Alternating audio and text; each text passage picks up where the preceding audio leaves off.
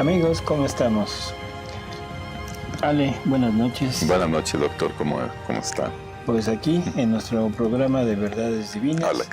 Y estamos, pues, ya sabemos, ¿no? Listos para todos aquellos comentarios o preguntas que ustedes nos quieran remitir.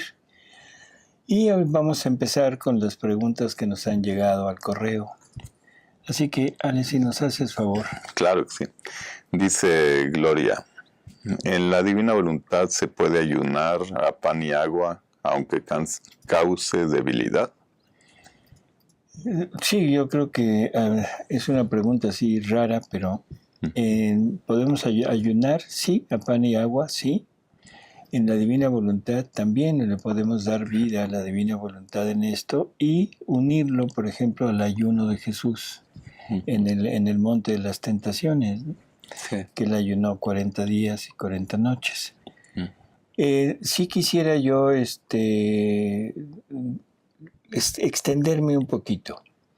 El ayuno es una práctica de penitencia, es una práctica de preparación, o sea, sobre todo en este tiempo de Cuaresma, para entrar en una meditación más profunda de lo que es la pasión de Jesús y entrar en este ámbito, en este ambiente de intimidad con Él. Sirve mucho, o sea, definitivamente en la divina voluntad o fuera de la divina voluntad, sirve mucho en esta práctica de sacrificio. Pero en la divina voluntad, o sea, no sería como algo, ¿cómo decirlo?, necesario. Porque en la divina voluntad estamos ya en unión constante con Jesús. Estamos ya en ese punto en donde el alma y Jesús están unidos sin ninguna interrupción y en una unión inseparable. Por lo tanto, ya no habría esa necesidad de hacerlo. Pero de que se puede hacer, se puede hacer.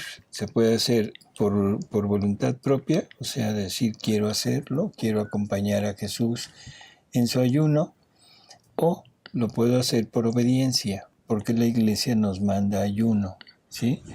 Que el ayuno pues ya nada más son 2 veces en total en la Pascua, en la Pascua, en la Cuaresma, y una vez que es en miércoles de ceniza y la otra vez en Viernes Santo.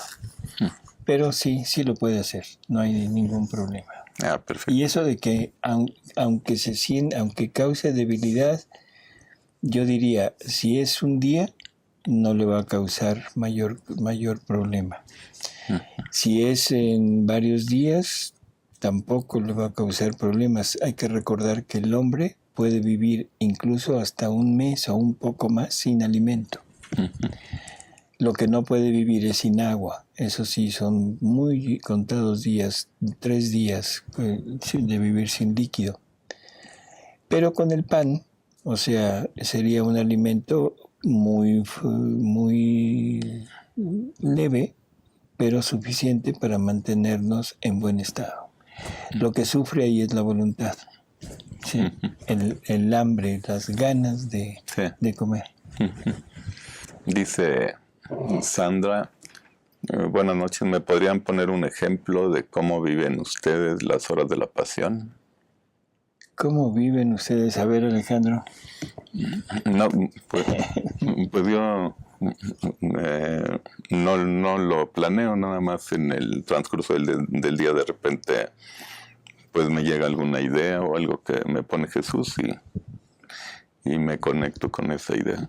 Así es. O sea, el vivir las horas de la pasión es un recuerdo un recuerdo que lo vamos a traer a nuestra mente y nos vamos a unir en la divina voluntad para ponernos junto con Jesús. Estar acompañándolo en esos momentos, estar haciendo lo que Luisa hacía, reparándolo, dándole el amor, la adoración que él necesita. Y en un momento dado, o sea, tratar de hacer lo mismo que hace Jesús. Ahora, no necesariamente se va a hacer en el momento en el que yo esté totalmente centrado o leyendo esto, sino la pasión de Jesús yo la puedo estar viviendo en mi trabajo, la puedo estar viviendo en el transporte público, en el coche, en donde quiera que esté, si me estoy recordando continuamente de ese sufrimiento, y no necesariamente en el orden como está en el libro, sino lo puedo ir mediando de acuerdo al momento que yo recuerde. ¿Sí? Así que no hay una manera muy específica, es simplemente unirnos a los actos que está haciendo Jesús con las mismas intenciones de Él y teniendo la atención en lo que Él hace y en amarlo, en repararlo y en adorarlo como a nombre de toda la humanidad. Dice Paulo, vivir en la divina voluntad nos lleva a aceptar todo lo que nos pase como permitido por la divina voluntad, de manera que debemos ofrecer y ya. O sea, todo lo que suceda, le dice Jesús a Luisa que para el alma que vive en la divina voluntad, todo lo que suceda dentro y fuera de ella debe ser tomado como voluntad de Dios. No solamente permitido, sino como si fuera algo que Dios de alguna manera está propiciando para bien del alma. Junto con eso le da instrucciones de cómo debe de tomar las cosas. Él dice que si le sucede algo malo al alma, eso lo debe tomar como venido de manos de Dios y debe agradecerle a Dios porque le está compartiendo sus sufrimientos de Él, se lo está compartiendo al alma. Si es alguien que le haga un daño a la persona, en ese momento se debe de agradecer como enviado por Dios para compartirle el sufrimiento a través del prójimo. Y entonces no quedaríamos atados al prójimo, o sea, por resentimiento, por sed de venganza, en fin. Y si nos viene un bien, igualmente, o sea, debemos entender que es Dios que le manda al alma un gozo o un bien a través del prójimo para compartirle lo propio. Y por lo tanto también debemos agradecérselo a Dios, debemos de estar en contacto con Dios y el prójimo simplemente agradecer el que se presta como mensajero, pero no quedar atado al prójimo como por agradecimiento, sino todo es a Dios. Así que sí, todo lo que nos sucede debemos vivirlo como eso. Sí, todo es para nuestra purificación y enseñanza. Así es. Dice Hugo Alejandro, es triste ver que los que han estudiado Biblia en los institutos bíblicos sigan afirmando que Adán es un mito solo para dar una enseñanza. Saludos. Es triste, realmente es muy triste. El día de hoy en la competencia, o sea, en mundocatólico.tv, hablamos en un programa sobre la necesidad de Adán. O sea, esa necesidad de que Adán exista como un ser individual, material, porque Jesús nos va poniendo los puntos muy claros. Primero, o sea, Adán es donde él quiere formar su reino. O sea, que es más o menos lo que Luisa hizo. Lo tendría que haber hecho Adán, fundar el reino de la divina voluntad en él. Adán falla y Jesús dice que siempre que un bien, que él quiere hacer un bien universal, o sea, para todos, primero lo trata con uno. Y que cuando ese uno le corresponde, cuando ese uno logra lo que él quería, en ese momento él ya lo da por hecho y lo pone a disposición de todas las demás criaturas. De ahí la necesidad de que sea a una sola persona la primera que aparece en este mundo y que tenga todo lo necesario para vivir este reino de la divina voluntad. Eso es como una parte de la necesidad de Adán. Otra parte de la necesidad de Adán es la multiplicación de los seres humanos creados a imagen y semejanza de Dios en su Hijo Jesucristo. Que aunque fuimos tomados como modelo a Jesús es el modelo para formarnos a nosotros, pero Jesús no podía ser el primero de insertarse en este mundo, porque era la necesidad de expandir este reino, y por lo tanto esa persona que aparece en este mundo tendría que haberse reproducido, y el indicado era Adán.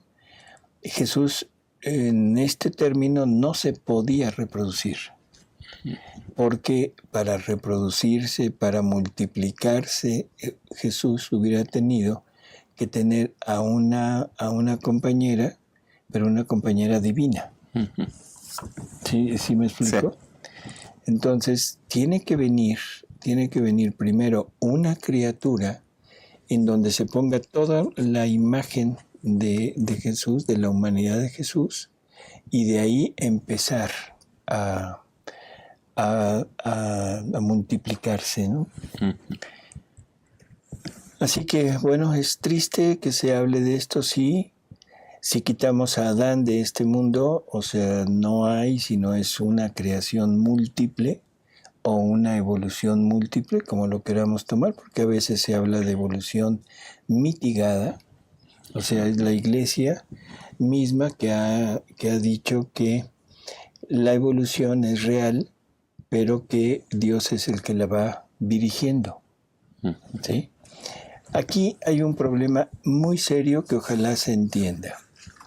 Cada ser vivo tiene una voluntad que le da las características de ese ser. Un perro tiene una voluntad de perro, que tiene todas las características para que aquel animal se comporte como perro.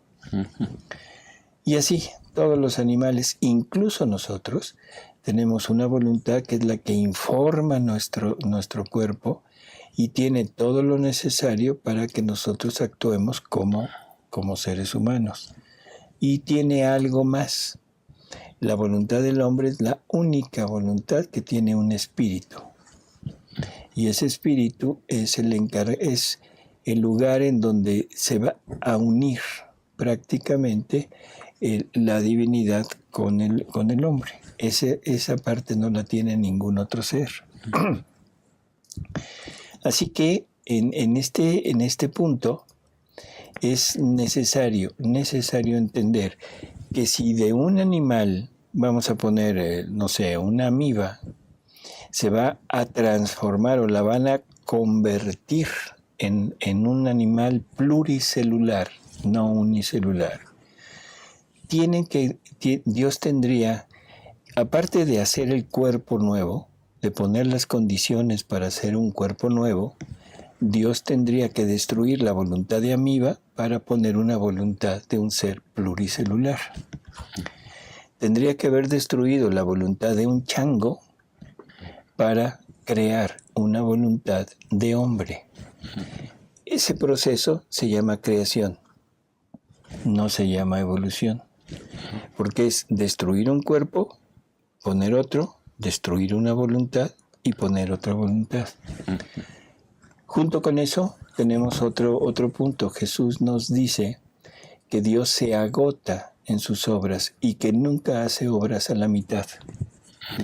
Dios no puede en un momento dado transgredir esa plenitud de Él, en que todo lo pone en un solo momento. Y ese solo momento es la creación del hombre, donde Dios agota todo lo necesario para que el hombre exista. Cualquier cosa además ya no sale de Dios y nunca hace cosas a la mitad, por lo tanto no hace un prehombre. Sí, ¿no? ¿Sí?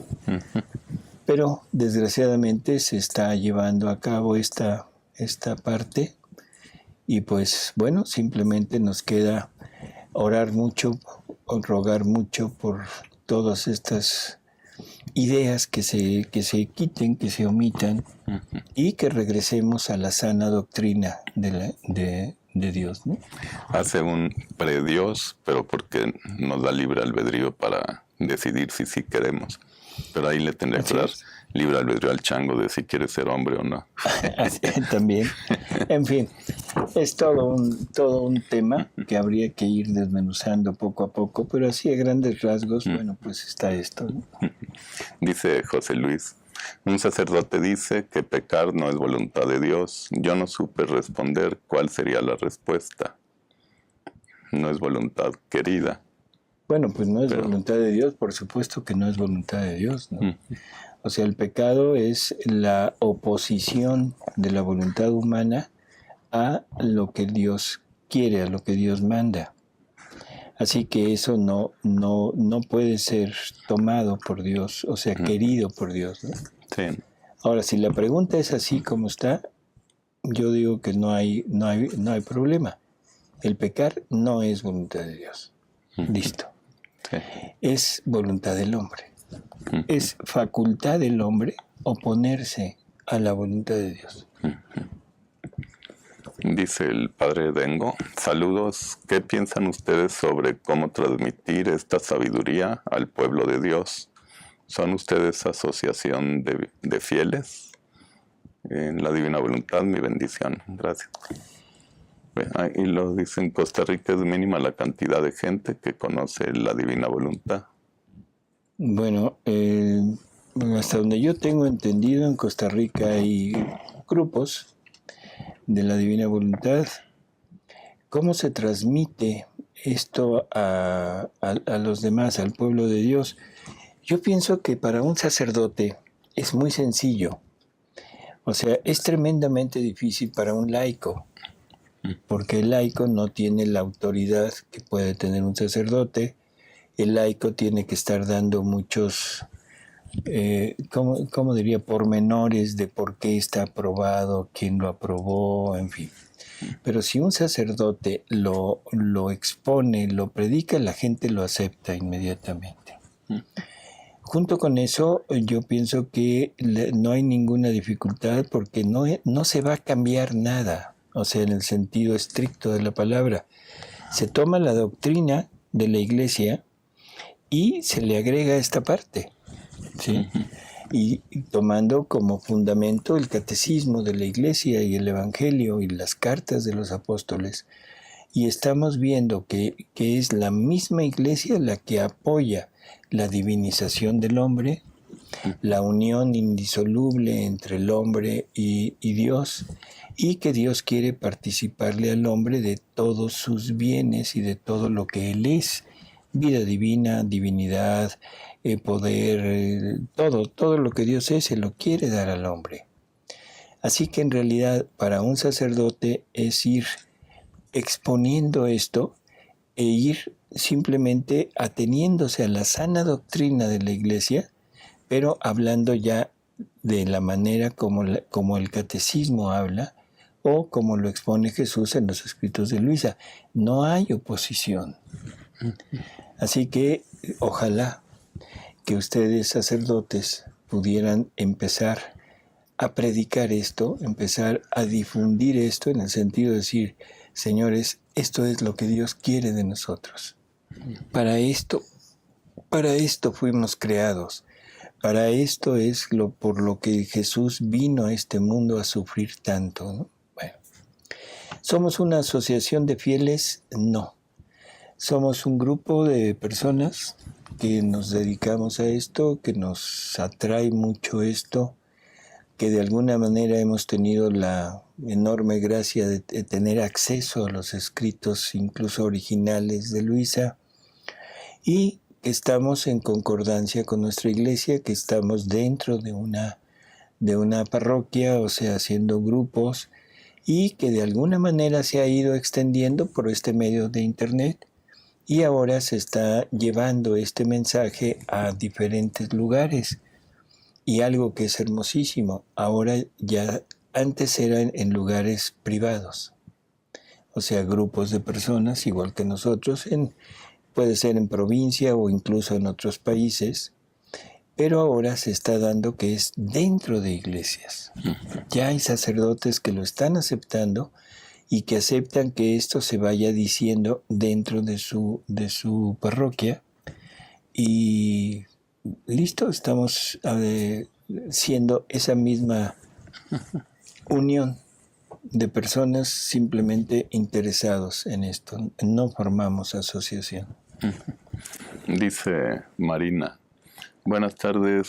Quisiera saber cuáles son los pecados del espíritu y cuáles son los pecados del corazón. Un ejemplo, por favor.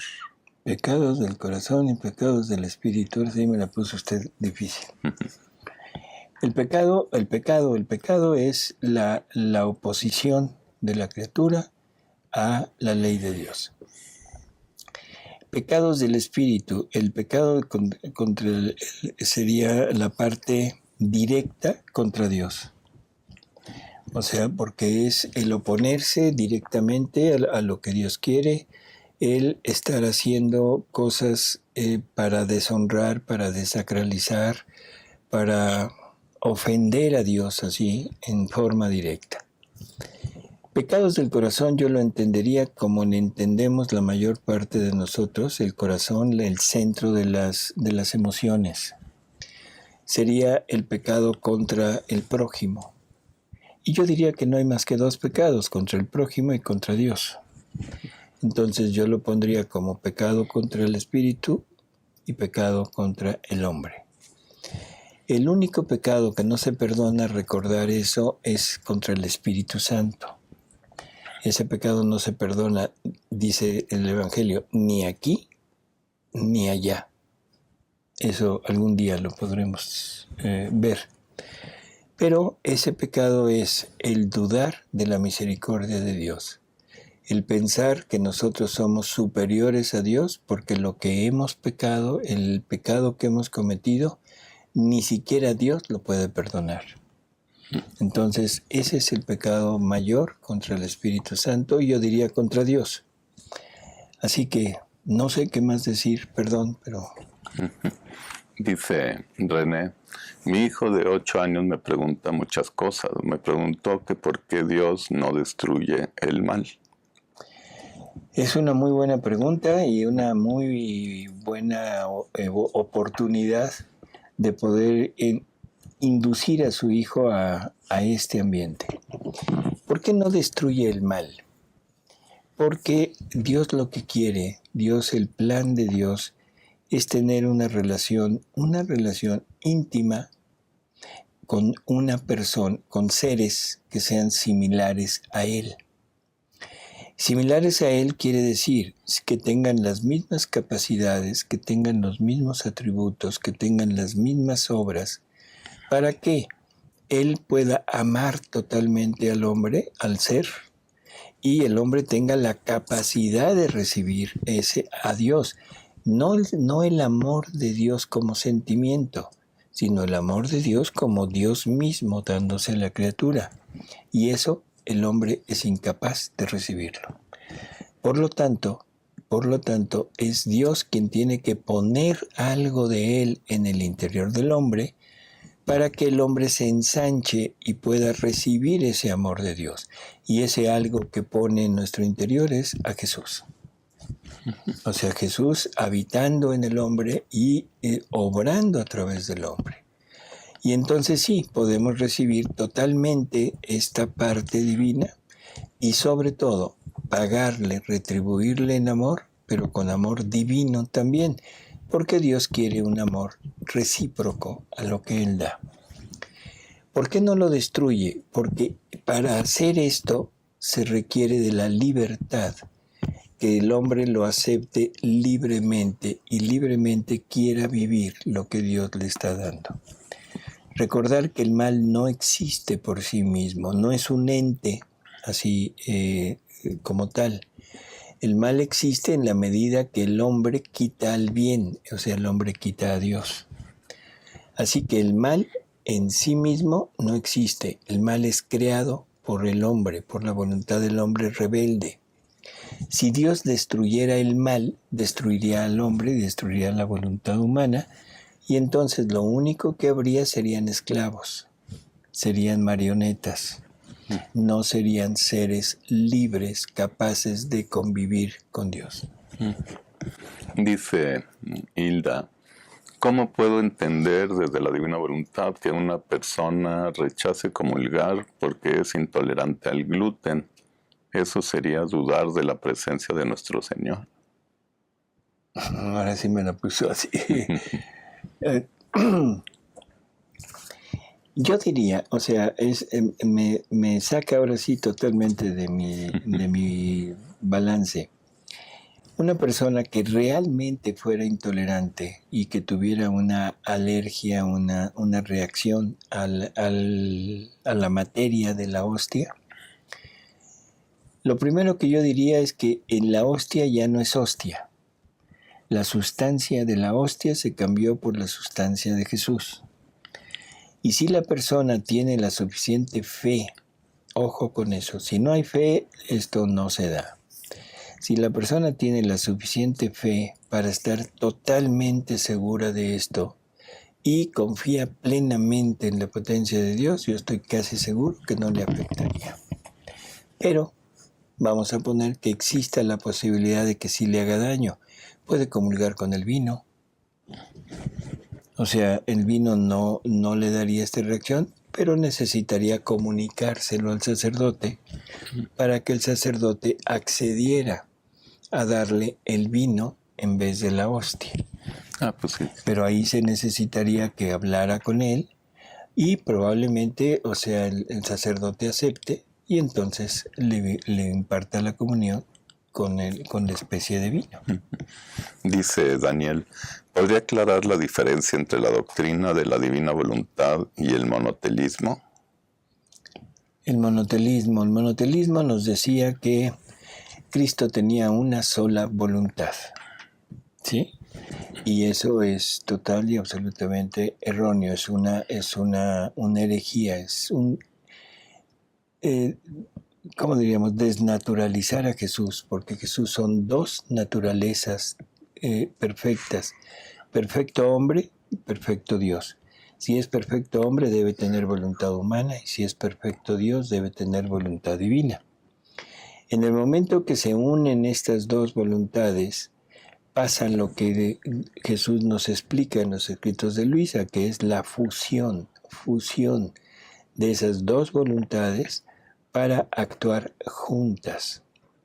La voluntad humana es la que va a actuar, pero la voluntad divina es la que le va a dotar a la voluntad humana con todos sus atributos, para que ahora la voluntad humana, dejando de lado, quitando los atributos de ella, pueda obrar pero con los atributos divinos. Pero son dos voluntades unidas y cooperando, ¿sí?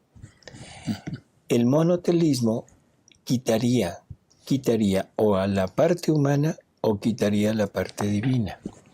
Y entonces nada más sería una sola voluntad. Por lo tanto, el Jesús en aquel momento hubiera sido una marioneta de Dios. Dice Lourdes, ¿podría aclararme una duda que tengo acerca de mi ángel custodio? ¿Lo recibimos en el momento de la concepción o en el bautismo, de acuerdo a los escritos de Luisa? Bueno, el ángel custodio Luisa no dice nada del ángel custodio, así de en qué momento lo recibimos, no dice nada. Pero sabemos que Dios destina a un ángel para cada persona. Y hay algunas personas que por su misión que van a tener en la vida, Dios les asigna no solo un ángel, sino varios ángeles para ayudarla y en la misión que Dios le está encargando. Y eso está en el momento mismo en que Dios piensa al alma, en que Dios mismo piensa a la criatura. Ya están designados estos ángeles para que en cuanto la criatura aparezca en este mundo, esos ángeles ya están al cuidado de ella. Dice Carmen, ¿por qué la divinidad es la que le infringe las penas a Jesús, el Verbo encarnado, Dios y hombre verdadero, de lo que la criatura hizo, hace y hará que lo ofende, y deja de darle todo el amor, honor y gloria que merece Dios Padre? ¿Cuándo dejaremos de seguir crucificando y dándole muerte a Jesús para quien fuimos hechos? Son dos preguntas. Por eso, ¿por qué tiene que ser la divinidad? Porque primero, por favor recordemos que Dios es equilibrio. Dios no se puede desequilibrar. Todos los atributos de Dios deben estar en un perfecto equilibrio. El amor divino con la bondad, con el perdón, con la misericordia. No se puede hacer a ningún lado porque entonces Dios perdería su esencia de un ser perfecto. Un ser que se dejaría llevar por el amor sería un ser, no sé cómo decirlo, o sea, en qué palabra usar. En México, y yo supongo que en varios países, en las escuelas, cuando un maestro es así, todo bonachón, que no es exigente y no pone atención, no le interesa en los alumnos, es el maestro que pasa a todos. Ese sería el Dios. Bueno, en México le decimos maestro barco. Entonces Dios sería un Dios barco. Si Dios se dejara llevar por la justicia, Dios sería un Dios tirano. Entonces debe haber un perfecto equilibrio. Ese equilibrio se basa en lo siguiente.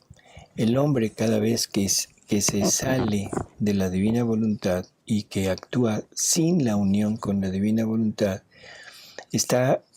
no está llevando a cabo la función de los actos que está haciendo, porque la función de los actos era, unido en la divina voluntad, poner una vida divina en cada acto de criatura. En el momento en que estamos fallando en eso, es una deuda que tenemos con Dios. Por eso el Padre Nuestro decía, perdona nuestras deudas.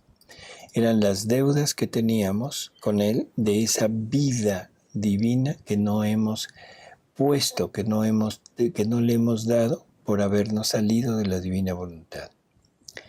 Junto con eso, hay actos ya muy decididos en contra de la voluntad de Dios. O sea, ya no es el acto normal, sino es el acto en que estamos desobedeciendo voluntariamente. Cuando robo, cuando fornico, cuando adultero, cuando mato. O sea, todo ese tipo de acciones ya va más directo y ahí no solo es una deuda, sino ahí ya hay necesidad de una pena. ¿Sí? ¿Cuántos actos de voluntad humana sin la unión con la voluntad divina van a existir en la familia humana? Innumerables, infinitos, no hay forma de poderlos conocer. Por lo tanto, para satisfacer eso, se necesitaba primero alguien que conociera. Y lo único que conoce es Dios, o sea, en su voluntad, ahí Él sabe cuántos. Segundo, ¿qué humanidad hubiera podido soportar un sufrimiento tal si no es con la intervención divina, infringiendo el sufrimiento y al mismo tiempo restituyéndole la vida? Porque cada sufrimiento de Jesús fue una muerte que sentía en su interior. Pero la misma divinidad lo rehacía para que siguiera sufriendo por todos. Entonces, es la necesidad de que se pague en forma total, completa, todos los pecados que se han cometido en contra de Dios. Así que solamente la divinidad era la que podía infringirlos. Lo único que no le pudo dar la divinidad fue la parte que le dejó al hombre. La parte de la injusticia, la parte del odio, la parte de toda esa hazaña que el hombre se usó con Jesús. Ahí en la divinidad no lo tenía, no se lo podía dar Y esa es la parte que le deja al hombre en el último día de la vida de Jesús. Nos dice Marjorie de Costa Rica. Mi pregunta es, tuve un matrimonio donde había drogas y violencia, celos enfermizos. Me separé de mi esposo, pero él sigue insistiendo en volver. Yo no quiero. Si quiero vivir en la divina voluntad, ¿debo volver con él?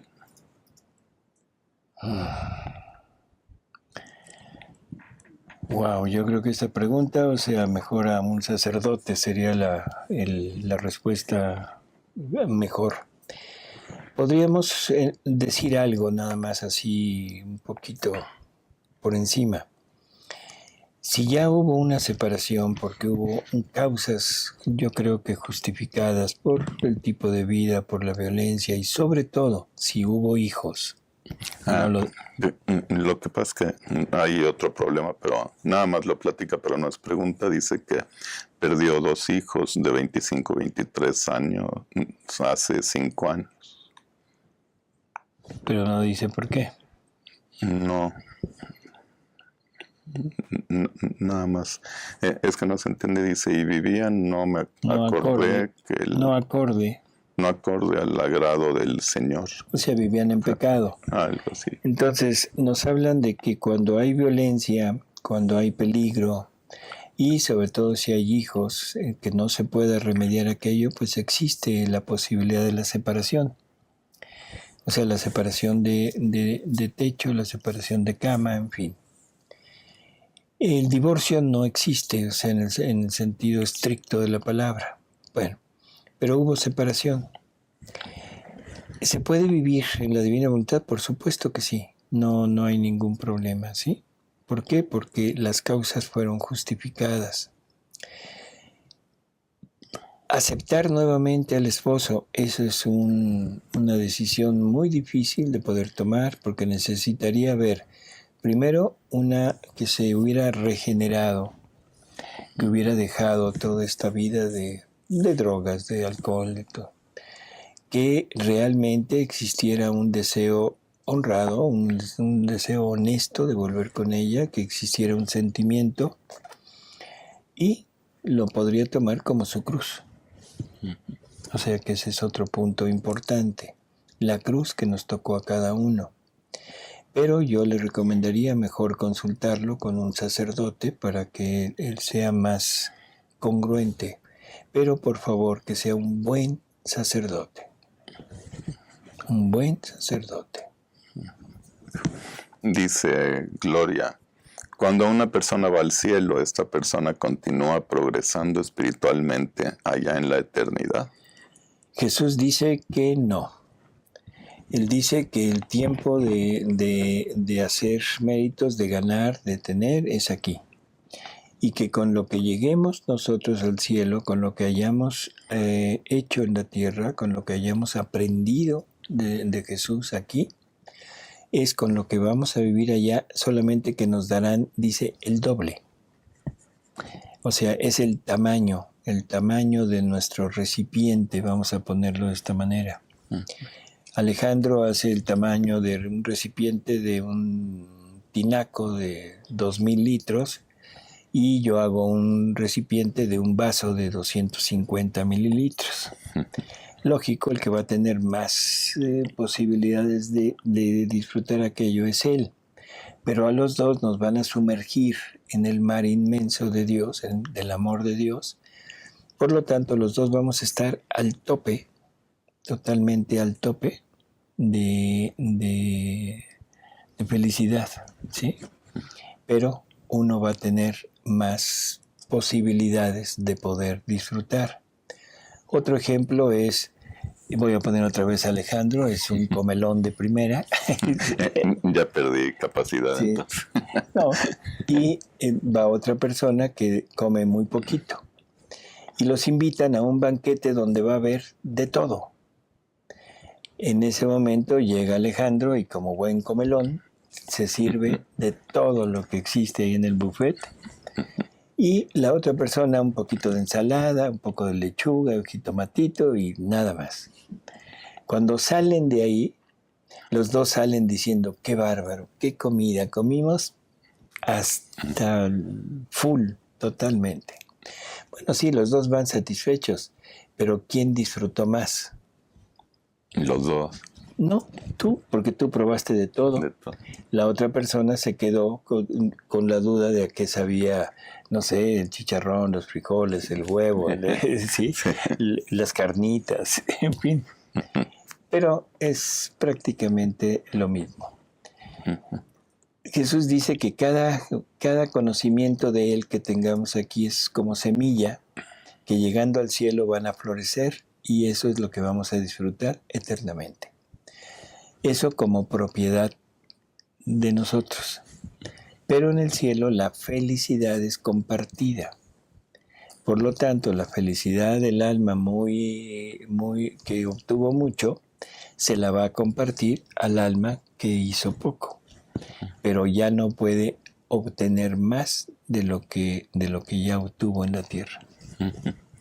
Dice Paola, ¿cómo se rehace un acto en la divina voluntad? ¿Puede dar un ejemplo? ¿Es necesario estar ya viviendo en la divina voluntad para poder hacerlo? ¿Con rehacerlo una vez por acto es suficiente?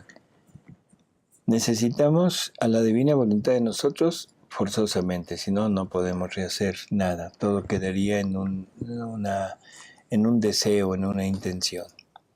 La divina voluntad es la que lleva a cabo ese deseo o esa intención.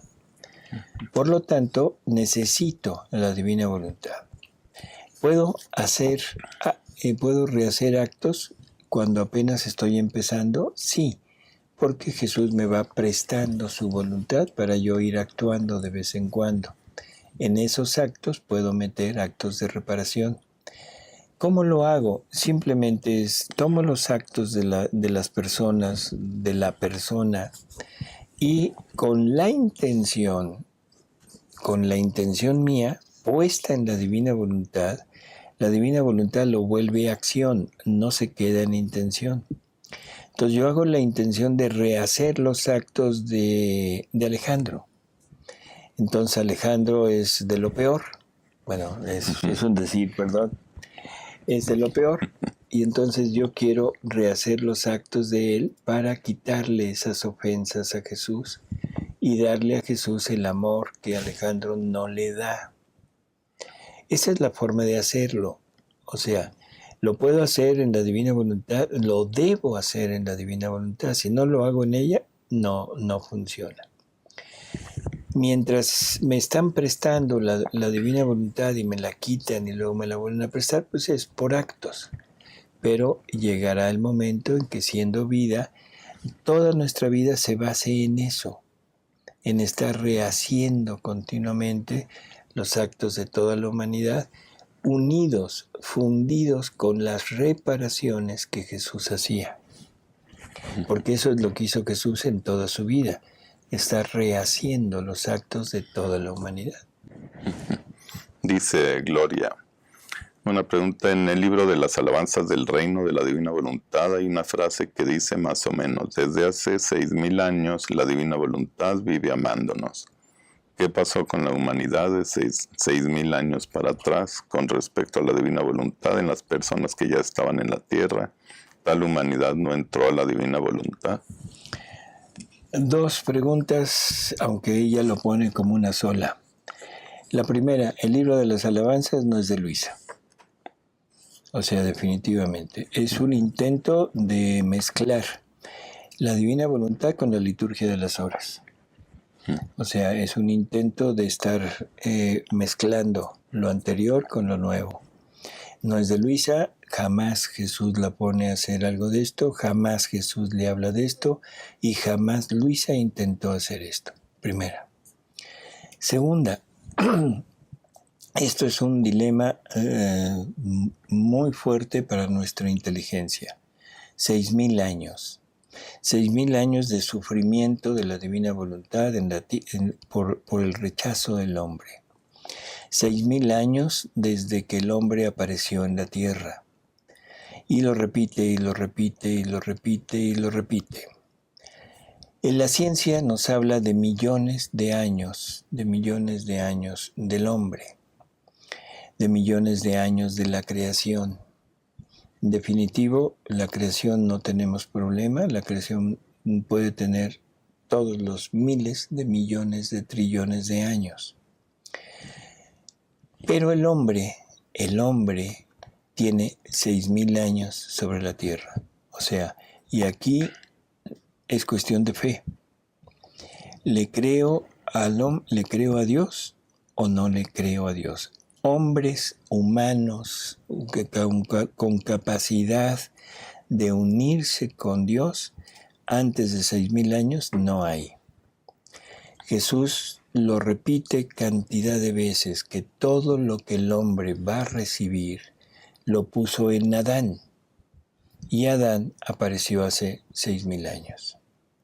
Jesús dice que cada 2,000 años renueva la humanidad, que en los primeros 2,000 los renovó con el diluvio, en los segundos 2,000 la renovó con su venida a la tierra, con su pasión, con su muerte y resurrección. Y esto que estamos viviendo ahorita del reino de la divina voluntad es la tercera renovación, o sea, 6,000 años. En términos generales yo diría, podemos, ¿cómo diríamos? Comerciar un poquito, podemos ser un poco flexibles, entendiendo que para Dios el tiempo no es exacto para nosotros, como para nosotros. Para Dios un día son como 1,000 años, en fin. Vamos a ponerlo de esta manera, se puede comerciar, vamos a irlo dejando como a un lado, pero de que son 6,000 años, son 6,000 años. De que no hubo nadie anterior como ser humano, no hubo nadie anterior a Adán. La humanidad empieza en Adán. Listo. Por fe. Esto por fe. O renuncio a la fe y entonces le creo al hombre. Ahí sí ya es decisión personal. Sí. Dice Verónica, tengo una pregunta. Si uno sabe que no vive en la divina voluntad porque no tiene los signos que se han dicho, paz, inmutabilidad, etc. Sin embargo, quiere vivir la divina voluntad, ¿cómo lo hace? Porque los pensamientos distraen constantemente. Las pasiones, por lo menos, a mí me cuesta dominarla. Es necesario hacer sacrificio para despojarse de, por ejemplo, de la gula, hacer ayuno y la distracción de los pensamientos. ¿Qué se puede hacer? Espero se entienda la pregunta. Bueno, este es el dilema. Hemos hablado en varias ocasiones de que para vivir en la divina voluntad no es necesario nada, no hay puertas, no hay llaves, no hay caminos, no hay nada. Hemos hablado también de que en la divina voluntad no hay virtudes, no hay nada, pero esto es dentro ya de la divina voluntad. Pero para entrar en la divina voluntad, pues hay una puerta. ¿Sí? Hay una taquilla, a veces lo pongo como una taquilla para entrar a un museo, a un espectáculo, como queramos hacer, pero hay una taquilla en donde yo debo pagar un precio. Y ese precio es el quitar mi voluntad de en medio. Y eso implica el sacrificio, implica dolor, implica decisión firme de no hacer esto, implica un pelearme con el demonio, que el demonio son las pasiones que estoy teniendo, pasión por la comida, pasión por, no sé, la bebida, pasión por el vestido, pasión por el pecado, pues digo, por el trabajo, en fin, pasiones que son estimuladas y asusadas por el demonio. Entonces eso es una pelea con el demonio que debo enfrentar y que debo enfrentar solo. Solo. Jesús pone a Luisa y le aclara que debe ser ella la que venza. Porque a través de ese irse venciendo poco a poco es ir adquiriendo en ella virtudes para ir transformando el vicio o la miseria, irla transformando en virtud. Junto con eso le da modos de vida, la recta intención, o sea, un ojo en Dios y el otro en lo que estoy haciendo. le da el espíritu de mortificación, en todo se debe mortificar, le da el espíritu de caridad, que es todo hacerlo en Jesús, con Jesús y para Jesús. Le da indicaciones de cómo vencer al enemigo, despreciándolo, no tomándolo en cuenta, él son como hormigas. Y, sobre todo, no apartarse de la oración, no apartarse de todo lo que conlleva al ser humano al logro de una vida virtuosa. Una vez logrado eso, ese es el pago que yo debo hacer. Una vez que Jesús ve que ya pagué, ahora me empieza a dar su voluntad, y cada vez que actúo en la divina voluntad, esta divina voluntad pone en nosotros todo su amor, su belleza, empieza a manifestar lo que Dios es, empieza a manifestar toda esa potencia de Dios, y eso nos va a ir haciendo comparar con lo humano, y ahí vamos a ir pudiendo quitar todo lo demás. Y punto principal, la fe. La fe, pero la fe en modo como nos lo pone Jesús en Luisa, que dice: la fe soy yo. Y en una ocasión, ya hemos repetido esto así muy rápido, lo voy a decir otra vez, refiriéndose a una petición de un sacerdote, Jesús le dice que se rodee por la fe, una fe que lo tenga totalmente rodeado. Y luego dice: como la fe soy yo,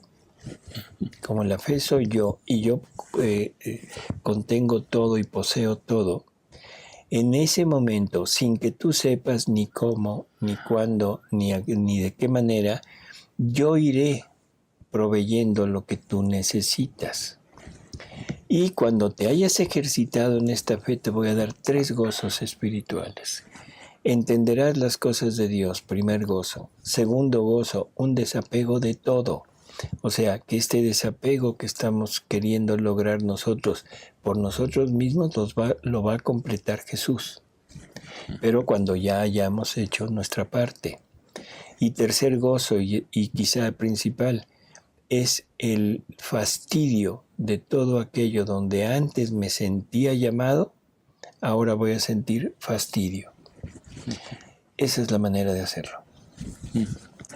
Dice Gloria Luz: pienso que el mono o chango, en vez de humanizarse, es el hombre que se está animalizando, porque cada vez se aleja más de Papá Dios. Así es. A veces en plan de broma les decimos que la teoría de la evolución es cierta. No venimos del chango, vamos para changos. Y ya casi llegamos. Ya casi llegamos. O ya lo superamos. Ya, ¿verdad? A decir el chango: y yo qué culpa tengo. Dice Francisco: ¿cuál es la diferencia entre juicio final y el juicio personal? Al morir cada persona, ¿nos juzgarán 2 veces? Bueno, el juicio personal es el momento de la muerte. En ese momento Jesús se presenta, Jesús le explica al alma todo lo que Dios ha hecho y le da a conocer lo que el hombre ha hecho, y lo rodea de amor, lo rodea de todo lo que él es, y luego le pregunta: ¿quieres conmigo, sí o no? Esto no es un juicio. Por favor, esto no es un juicio. Esta es la última oportunidad que Dios nos da para podernos salvar e irnos con Él. Un juicio sería decir: a ver, ¿qué hiciste? Tanto, tanto, tanto. Mereces condenación y no hay apelación. No. Esto es la última oportunidad. Es el momento en que se decide el destino final eterno del ser humano. El juicio final no es más que la ratificación ante toda la familia humana, ante toda la corte celestial. Una vez que ya hayan muerto todos, en ese momento se juntarán toda la corte celestial, todos los seres humanos que han existido. Vendrá la resurrección de los cuerpos. Ahora ya no seremos nada más el alma, el espíritu, sino ahora es alma y cuerpo, cuerpo, alma y espíritu unidos, y se ratifica el estado que van a tener para siempre. Los que están salvados, benditos de mi Padre, aquí junto a mí, y los otros, alejaos de mí, malditos, idos al infierno. No es juicio tampoco, es ratificación de lo que ya el hombre decidió. Por lo tanto, si quitamos la palabra juicio, podemos tener la esperanza de que nos podemos salvar aún en el último instante de nuestra vida. No importa lo que hayamos hecho. Ahí entra la misericordia divina, que es infinita y perdona todo, siempre y cuando el hombre se arrepienta. Dice Esperanza: tengo 2 años leyendo y conociendo y tratando de vivir en divina voluntad. Estoy en un grupo, hay personas en el grupo que saben más, pues incluso ya leyeron todos los volúmenes, saben mucho. Pero me entristece que estas mismas personas nos estén bombardeando, limitándonos a vivir un retiro de sanación de familias con un padre. Usted dijo que se está haciendo como una combinación entre lo que conocíamos antes de divina voluntad y ahora. Por favor, aclare esto. Yo pienso que no se vale. Entramos al 100 o mejor seguimos como antes. Lo primero que le puedo decir es que esta persona no ha entendido que es divina voluntad. Por lo tanto, yo le recomendaría aléjese de ella. O sea, sí, total. ¿Por qué? Porque los está mal informando. Esto, en estas personas, perdón lo que voy a decir, y si ofendo a alguien me disculpo de antemano, pero esa es la verdad. Está pasando lo que pasó en el tiempo de Jesús. Cuando Jesús les dice, les recrimina a los sacerdotes, a los fariseos, que son capaces de ir tras una persona para hacerla prosélito, o sea, para que entre, y una vez que la convencen no la dejan entrar. Y las palabras que dice Jesús pues no son muy agradables, pero bueno, esas que cada quien, si le interesa, que las lea en el Evangelio. Aquí es lo mismo. Personas que supuestamente saben de divina voluntad y que están queriendo que los demás entren a vivir en la divina voluntad, pero una vez que acepta la persona, la ponen a hacer cosas que la sacan de la divina voluntad. Hay programas donde hemos hablado de esto y ahorita nada más así muy rápido. Para vivir en la divina voluntad, lo primero es despojarnos de todo lo nuestro, primero. Y el acto de sanación es un acto que parte de la voluntad humana, no parte de la voluntad divina. Si partiera de la voluntad divina, a Luisa la hubieran llevado a misas de sanación. Segundo, Jesús pone a Luisa a pelear con el demonio. Ya hablamos hace un momento de eso. Y esto, por favor, léanlo. Luisa tiembla ante esa posibilidad de que ahora va a entrar en batalla con el demonio. Y algo muy curioso, entra en batalla cuando Luisa ya dejó todo, ya la despojó de todo, ya el abandono de Luisa es completo en Jesús, siguió las reglas de vida que Jesús le pone, y llega un momento en que le dice, tendrás que combatir porque te quiero purificar del todo, para que mi amor no encuentre impedimento en entrar. Y luego le dice, pero ¿cómo puedo saber esto? ¿Cómo puedo saber si eres fiel realmente, si estás decidida? No lo puedo hacer más que poniéndote en batalla con el demonio. Lo más lógico es que le hubiera dicho, vamos a sanarte, ¿sí? Vamos a sanarte para que ya quedes limpiecita y entonces sí yo pueda entrar. Perdón, pero ahí Jesús estaría obligando a Luisa. Tiene que ser Luisa la que ejerza esa pelea y le dice que va a pelearse, va a sufrir, ¿sí? Y que él va a sufrir junto con ella, pero no la va a ayudar. Tiene que ser Luisa la que haga todo el trabajo. Y luego le dice, ahí donde tú creías perder tus virtudes, saldrás victoriosa y tendrás en posesión esas virtudes que tú pensabas perder. ¿Qué le está diciendo? Purifícate tú, Sí. peléate tú, demuéstrame que quieres conmigo. No la parte fácil, sencilla, decir, Señor, quítame esto. No, y la batalla la hace crecer. Claro. A un tamaño que no tendría sin esa batalla. Que no tenía antes. Y sobre todo está llevando a cabo lo que Jesús quiere. Ese ejercitarse en las virtudes para que el amor divino ya no encuentre ningún obstáculo y entre como en su casa, porque las virtudes son efecto de los atributos divinos. Así que esto de la sanación, de la liberación, junto con la divina voluntad, estamos distorsionando la divina voluntad, totalmente. No son malas esto de la sanación, no es algo malo. Es algo para la parte de las personas que están en la redención. O sea, no estoy queriendo dividir, pero es todo lo que Jesús nos deja para ayuda, para el alma que quiere vivir junto con Él, pero a través de las virtudes.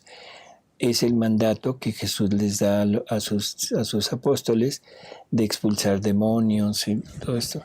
Eso es, pero es para ellos. Pero en Luisa ya no usa eso. En Luisa es totalmente diferente. Así que yo le repito, aléjese de esa persona, no tiene ninguna noción de lo que es la vida en la divina voluntad. Y lo único que está haciendo es metiendo cosas que le van a impedir vivir en la divina voluntad.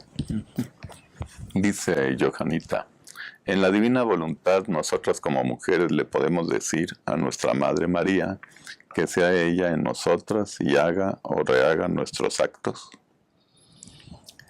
Sí, le podemos decir a María, o sea, ven, ayúdame, dame tu voluntad, enséñame a vivir para vivir junto con ella. Dice Paulita. Perdón. Perdón. Simplemente con que lean La Reina del Cielo, ahí está expresado todo lo que la Virgen puede hacer por nosotros. Dice Paulita. En el programa pasado hablaban sobre la inseparabilidad como una señal de vivir en la divina voluntad. ¿Cómo lograr cada vez más tal inseparabilidad con Jesús? Es cada vez más estando más adentro, despojándonos más de lo nuestro y teniendo este crecimiento de vida divina. Hemos hablado de una epifanía de Jesús en nuestra alma. ¿Qué es una epifanía? Es a mostrarse tal como es. La epifanía del amor, la epifanía, o sea, que se manifieste por el amor, que se manifieste por la potencia y que se manifieste por la belleza. En la medida que yo vaya conociendo el amor de Dios, el amor del mundo me va a parecer bagatela. En la medida que yo vaya entendiendo y vaya viendo la belleza de Dios, la belleza del mundo también la voy a despreciar. No que sea fea, no que sea mala, sino es reflejo de la verdadera belleza que es Dios. La potencia, lo mismo exactamente. En la medida que yo consiga esa manifestación, es en la medida en la que cada vez voy a ir uniéndome más a Jesús sin querer conocer del mundo, el fastidio del que hablábamos hace unos minutos y el total desapego. Así que esto se consigue con el conocimiento, primero, con la decisión firme de vivir esto y con la fe, que la fe es ir teniendo en nosotros cada vez más a este Jesús, irlo haciendo crecer en nosotros. Dice Blanca, los accidentes del pan y del vino tras la transubstanciación se siguen conservando. Bueno, la doctrina nos dice que ya no es la sustancia de pan ni sustancia de vino, sino es la sustancia de Jesús, bajo la apariencia la apariencia de pan y de vino. Por eso hace unos momentos en la pregunta que decían que era intolerante al gluten, o sea, en este momento yo digo, cuando la persona realmente sabe lo que es la hostia, cuando la persona tiene una fe total, absoluta, en que es Jesús, no es un pan, no hace daño. Ella misma completa. En una lección Jesús dice que son los velos que lo cubren y se encuentra prisionero. Así es. Y hay una parte donde Jesús le dice que si tuviéramos conciencia de lo que recibimos cuando recibimos la hostia, que si realmente tuviéramos esa fe ciega de que es Él, en ese momento todo en nosotros cambiaría, incluso hasta la parte física tendría, ¿cómo se llama? Tendría cambios y se curaría la persona de todos los males que tiene. Si tuviéramos la firme convicción de que ahí es Jesús, no es pan. Dice René, en un lugar en los escritos de Luisa le pregunta sobre un libro que están o van a escribir sobre el diablo.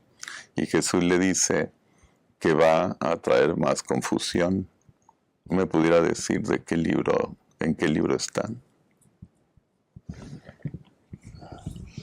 Que yo recuerde, perdón, pero no recuerdo nada de que se iba a escribir un libro sobre el demonio.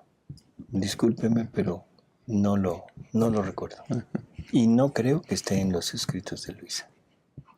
Dice Hilda. Perdón. Si nos pudiera dar la cita, porque es importante. O sea, porque hay muchas cosas en los escritos de Luisa en diferentes traducciones que no están en los libros originales de Luisa. Por lo tanto, si usted nos hace el favor de mandarnos la cita, nosotros lo cotejamos con los escritos originales y en el próximo programa le hacemos conocer si está o no está. Ahora sí, perdón. Dice, doctor, ¿cuál fue el estado de víctima que aceptó Luisa? ¿Cuál fue el estado de víctima que aceptó Luisa? Una víctima total, completa, porque es la repetición de la vida de Jesús en ella. Y Jesús fue víctima completa, tanto de la parte exterior como de la parte interior. Pero es un estado de víctima, o sea, durante los primeros años. Una vez llegando al momento en que le da el don, que la hace partícipe del don de la divina voluntad, en ese momento Luisa deja el estado de víctima aquel que tenía por convertirse ahora sí en la víctima perfecta, porque la perfecta víctima es en la voluntad, no en el cuerpo, en la voluntad. Cuando la voluntad humana queda clavada con un clavo en cada acto que haga. Esa es la perfecta crucifixión y a esa es a la que debemos aspirar llegar, porque es el momento en que el alma se convierte realmente en una víctima y que tendrá todos los estigmas de Jesús, pero en el alma, no en el cuerpo.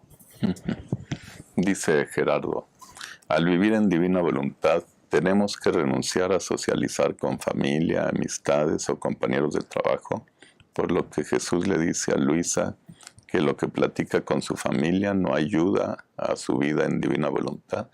Bueno, y él mismo podría decirnos si tenemos que renunciar a cosas materiales, comprar ropa, un auto, etcétera, para poder vivir en divina voluntad. En plan de broma le digo, sí, renuncia al auto y nos lo compra a nosotros. Perdón. No. Recuerde, vivir en la divina voluntad no es un cambio de acción, sino es un cambio de intención. Todo lo vamos a vivir, pero lo vamos a vivir ya no con las intenciones humanas, sino con la intención de darle vida a la divina voluntad en todos nuestros actos. Y una vez teniendo la divina voluntad obrando en nosotros, vamos a tener la intención de repetir todo lo que Jesús hacía, todo lo que Jesús ponía en su vida, hacerlo nuestro y hacerlo junto con Él. ¿Puedo socializar con mi familia? Sí.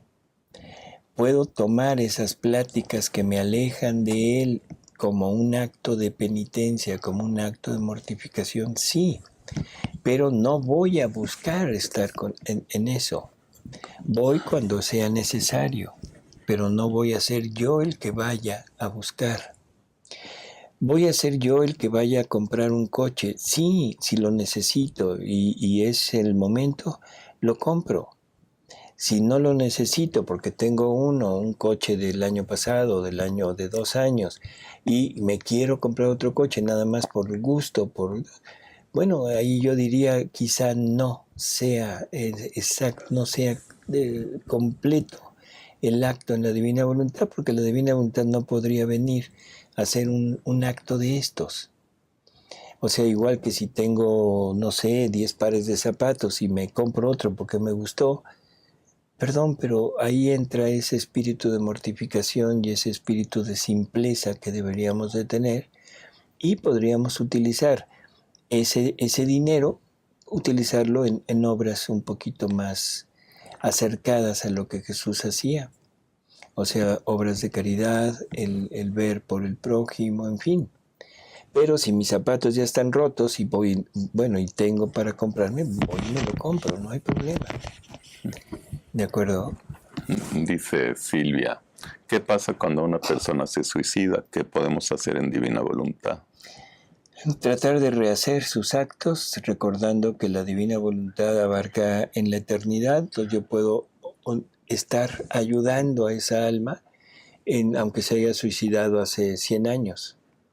La divina voluntad no tiene tiempo y me pongo en ese momento, en el momento de todos los suicidios que ha habido, para tratar de llevarles el amor de Dios, llevarles el arrepentimiento, el dolor de Jesús por su acto, de bañarlos con su sangre, que eso es lo que hacía Luisa en las horas de la pasión, y ayudarlos a decir sí en aquel momento de encuentro con Jesús.